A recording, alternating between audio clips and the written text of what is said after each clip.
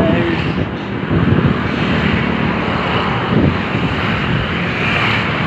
Po yung update ng Ilog Pasig. Mga water lily.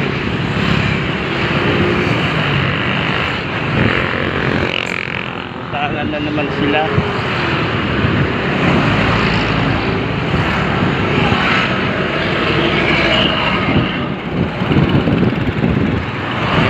May dalawang ferry boat.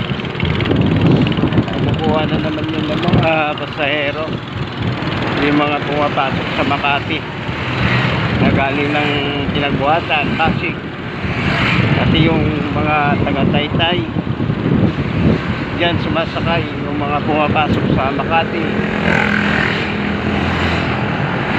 Maganda dyan sumakay guys, walang traffic. 30 minutes nasa Guadalupe ka na.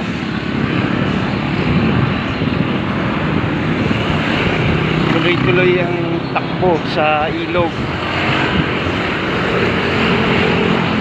Yan guys, ang schedule dyan. Schedule nila ng alis 7 ng umaga. Every 30 minutes.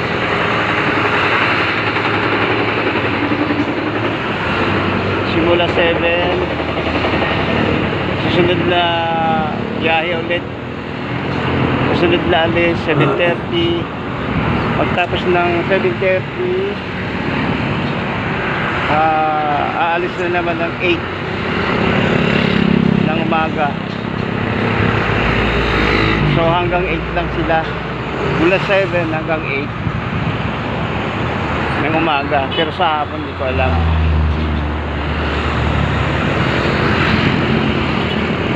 Alam ko hanggang alas 4 lang yata pag galing ka ng Guadalupe, pauwi ng dito sa pinakadulo ng tulay, pinakalas na tulay ng sisig.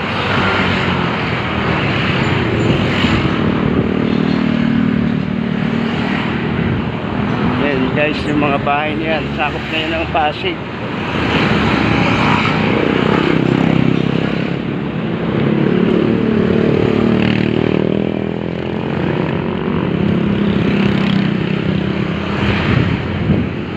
Pauwi na tayo.